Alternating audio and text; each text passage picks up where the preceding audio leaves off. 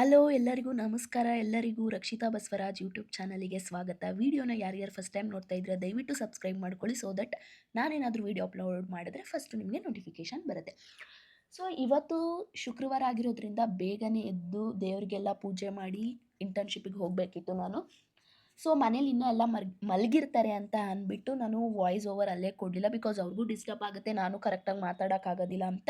ಇವಾಗ ದೇವ್ರ ಮನೆನೆಲ್ಲ first clean ಮಾಡ್ಕೊಬಿಡೋಣ ಅಂತ ನೀಟಾಗಿ ಕ್ಲೀನ್ ಮಾಡ್ಕೊತಿದ್ದು. ಆ್ಯಕ್ಚುಲಿ ಇವತ್ತು ಅರ್ಧ ವ್ಲಾಗ್ ಬರೀ ದೇವ್ರ ಮನೆಯದೇ ಇರುತ್ತೆ. ಬಿಕಾಸ್ ದೇವ್ರ ಮನೇಲಿ ನಾನು ಒಬ್ಬಳೇ ಮಾಡೋದ್ರಿಂದ ಸ್ವಲ್ಪ ಲೇಟಾಗಿ ಮಾಡ್ತೀನಿ. ನಾನು ತುಂಬಾ ಲೇಟಾಗಿ ಮಾಡ್ತಾ ಇರ್ತೀನಿ. ನಮ್ಮಮ್ಮ ಅದೇ ಬೈತಾ ಇರ್ತಾರೆ, ಎಷ್ಟೊತ್ತು ಮಾಡ್ತೀಯ, ಏನು ಹಂಗೆ ಹಿಂಗೆ ಅಂತ ಬೈತಾನೆ ಇರ್ತಾರೆ ಗೈಸ್. ಸಿಕ್ಕಾಪಟ್ಟೆ ಬೈಸ್ಕೊತೀನಿ ನಮ್ಮ ಮಮ್ಮಿ ಹತ್ರ ಈ ವಿಷಯಕ್ಕೆ. ಯಾಕಂತಂದರೆ ತುಂಬ ನಿಧಾನಕ್ಕೆ ಮಾಡ್ಕೊಂಡು ಹೋಗ್ತಾ ಇರ್ತೀನಿ. ಸೊ ಅದಕ್ಕೇ ಪೂಜೆ ಎಲ್ಲ ಮಾಡಿ ಅದಾದ್ಮೇಲೆ ದೇವ್ರಿಗೆ ದೀಪನ ಹಚ್ಚಿದೆ. ದೇವ್ರಿಗೆ ದೀಪ ಹಚ್ಚಿದ ತಕ್ಷಣ ನೆಕ್ಸ್ಟ್ ಇನ್ನೇನು ಕೆಲಸ ಇರುತ್ತೆ ಅಂದರೆ ಭಗವದ್ಗೀತೆ ಓದೋದು. ಇವತ್ತು ಆ್ಯಕ್ಚುಲಿ ಭಗವದ್ಗೀತೆ ನಾನು ಮುಕ್ಕಾಲು ಅವರ್ ಓದ್ಬಿಟ್ಟೆ. ಯೂಶಲಿ 20 ಮಿನಿಟ್ಸ್ 30 ಮಿನಿಟ್ಸ್ ಓದಿ ನಾನು ಸ್ಟಾಪ್ ಮಾಡೋಳು. ಬಟ್ ಇವತ್ತು ನಾನು ಸಿಕ್ಕಾಪಟ್ಟೆ ಅಂದರೆ ಒಂಥರ ಕಾನ್ಸಂಟ್ರೇಟ್ ತುಂಬಾ ಇತ್ತು ನನಗಿವತ್ತು. ಅದಾದಮೇಲೆ ಇಂಟ್ರೆಸ್ಟು ಕೂಡ. ಒಂದು ಪೇಜ್ ಆದಮೇಲೆ ನೆಕ್ಸ್ಟ್ ಪೇಜ್ ಓದೋಣ, ನೆಕ್ಸ್ಟ್ ಪೇಜ್ ಓದೋಣ ಅಂತ. ಬಟ್ ನಾನು ಸ್ಟಾರ್ಟಿಂಗ್ಸ್ ತುಂಬ ಒಂದು 3-4 ತಿಂಗಳು ಓದಿದ್ದೆ ಗೈಸ್. ಬಿಫೋರ್ ನಾನು ಓದಿದಾಗ ನನಗೆ ನಿಜವಾಗ್ಲೂ ಏನೂ ಅರ್ಥ ಆಗ್ತಿರಲಿಲ್ಲ.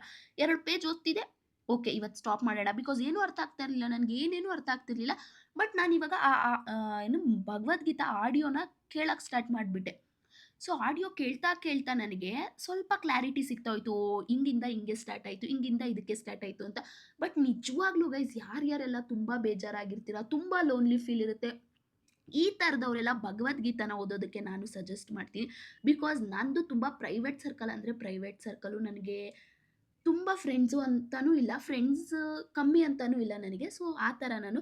ಬಟ್ ನಾನು ಭಗವದ್ಗೀತೆ ಓದೋದಕ್ಕೆ ಸ್ಟಾರ್ಟ್ ಮಾಡಿದ್ಮೇಲೆ ನನಗೇನೋ ಒಂಥರ ಎಲ್ಲ ಕ್ವಶನ್ಸ್ಗೂ ಆನ್ಸರ್ ಸಿಗೋ ಥರ ನನಗೆ ಸ್ಟಾರ್ಟಿಂಗಲ್ಲೇ ನನಗೆ ಒಂಥರ ಏನೋ ಒಂಥರ ಖುಷಿ ಸಿಕ್ತು ನಾನು ಓದೋದಕ್ಕೆ ಸ್ಟಾರ್ಟ್ ಮಾಡಿದಾಗ.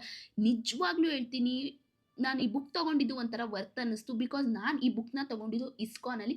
ಅದು ನಾನು ಇಸ್ಕಾನ್ಗೆ ಹೋಗಿದ್ದು ನಾನು ಒಬ್ಬಳೇ ಸುಮ್ಮನೆ ತುಂಬ ಬೇಜಾರಾಗಿತ್ತು, ತುಂಬ ಲೋನ್ಲಿ ಫೀಲ್ ಇತ್ತು ಅಂದ್ಬಿಟ್ಟು ಸರಿ ಇಸ್ಕಾನ್ಗೆ ಹೋಗೋಣ ಅಂತ ಇಸ್ಕಾನ್ಗೆ ಹೋಗಿದ್ದು ನಾನು. ಸೊ ಆ ಟೈಮಲ್ಲಿ ನಾನು ಭಗವದ್ಗೀತಾನ ತೊಗೊಂಡೆ.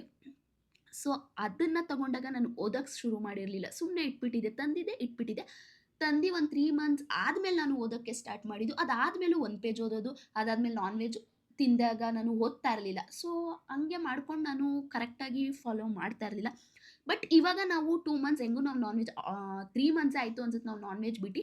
ಸೊ ನಾವು ಹೆಂಗೂ ನಾನ್ ವೆಜ್ಜು ತಿಂತಾ ಇರಲಿಲ್ಲ ಅಲ್ವಾ. ಸರಿ ಡೈಲಿ ಓದೋಣ, ಸ್ಟಾರ್ಟ್ ಮಾಡೋಣ ಅಂತ ಅಂದ್ಬಿಟ್ಟು ಸ್ಟ್ರಿಕ್ಟಾಗಿ ಸ್ಟಾರ್ಟ್ ಮಾಡಿದ್ದೀನಿ ನಿಜವಾಗ್ಲೂ. ಬಟ್ ಡೈಲಿ ವೀಡಿಯೋಸ್ ನಾನು ಅಪ್ಲೋಡ್ ಮಾಡ್ತಾಯಿಲ್ಲ. ಭಗವದ್ಗೀತಾ ಚಾಲೆಂಜ್ದು ಡೈಲಿ ಅಪ್ಲೋಡ್ ಮಾಡ್ತಿಲ್ಲ, ಬಿಕಾಸ್ ಎಡಿಟ್ ಮಾಡೋಕ್ಕೆಲ್ಲ ಟೈಮ್ ಇಲ್ಲ ಅಂತ ಅಂದ್ಬಿಟ್ಟು.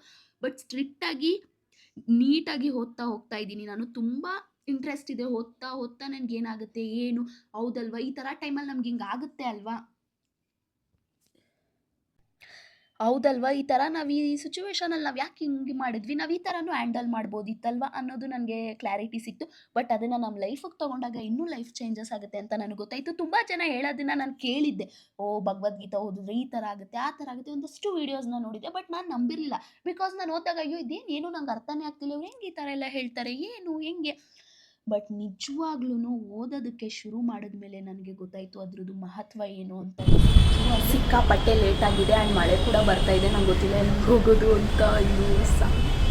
ಇದು ಸಿಕ್ಕಾಪಟ್ಟೆ ಲೇಟ್ ಆಗೋಗಿದೆ ಆ್ಯಂಡ್ ಮಳೆ ಕೂಡ ಬರ್ತಾ ಇದೆ.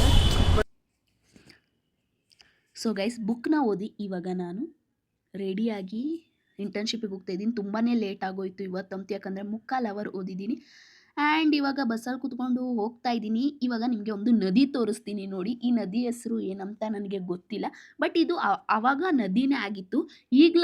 ಈಗ ಇದು ಅದು ನದಿ ಆಗಿಲ್ಲ ಗೈಸ್. ನೋಡಿ ನಮ್ಮ ದುರದೃಷ್ಟ ಹೆಂಗಿದೆ ಅಂತಂದರೆ, ಒಂದು ಕಾಲದಲ್ಲಿ ನದಿ ಆಗಿರೋದನ್ನ ಈಗ ನಾನು ನಿಮಗೆ ಯಾವ ಪರಿಸ್ಥಿತಿಲಿ ತೋರಿಸ್ತಾ ಇದ್ದೀನಿ ಅಂತ. ಇದೆಲ್ಲ ನಾವೇ ಮಾಡಿರೋದು. ಸೊ ನೋಡಿ ಗೈಸ್, ಹೆಂಗೊಳ್ಳೆ ನದಿಲಿ ಹರ್ಕೊಂಡು ಹೋಗೋ ಥರ ಹರ್ಕೊಂಡು ಹೋಗ್ತಾ ಇದೆ. ನಾನು ವಿಡಿಯೋ ಎಡಿಟ್ ಮಾಡಬೇಕಾದ್ರೆ ನಮ್ಮ ಅಕ್ಕ ಕೇಳ್ತಿದ್ದಾಳೆ ಯಾವ ನದಿನೇ ಇದು ಅಂತ. ಬಟ್ ಇದು ನದಿ ಅಲ್ಲ, ನಾನೇನಂತ ಹೇಳೋಕ್ಕೂ ಆಗಲ್ಲ, ಬಿಕಾಸ್ ಅಲ್ಲಿ ನೀವೇ ನೋಡ್ತಾ ಇದ್ದೀರಾ.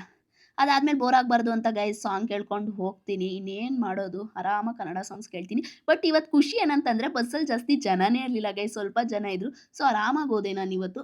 ಅದಾದಮೇಲೆ ರೋಡ್ ಫುಲ್ ಒಂಥರ ಗಜಿ ಬಿಜಿ ಥರ ಆಗಿಬಿಟ್ಟಿತ್ತು ಗೈಸ್. ಸೊ ನಡ್ಕೊಂಡು ಹೋಗೋಕ್ಕೆ ಸಿಕ್ಕಾಪಟ್ಟೆ ಕಷ್ಟ ಆಯಿತು ನನಗಂತೂ. ಸೊ ಅದಾದಮೇಲೆ ಒಂದು 10 ಮಿನಿಟ್ಸ್ 15 ಮಿನಿಟ್ಸು ವಾಕ್ ಮಾಡಬೇಕು ಅಂತ ಹೇಳ್ದೆ ಅಲ್ವಾ. ಸೊ ವಾಕಲ್ಲಿ ಇವಾಗ ಹೋಗ್ತಾ ಇದ್ದೀನಿ. ಆನ್ ದ ವೇ ಮಧ್ಯಾಹ್ನ ಏನಾದರೂ ಮಧ್ಯಾಹ್ನಕ್ಕೆ ಏನಾದರೂ ತಿನ್ನೋಣ ಅಂದ್ಬಿಟ್ಟು ಸ್ನ್ಯಾಕ್ಸ್ ತೊಗೊಳ್ಬೇಕಾದ್ರೆ ನನಗೆ ಇದು ತಿಂಡಿ ಕಾಣಿಸ್ತು.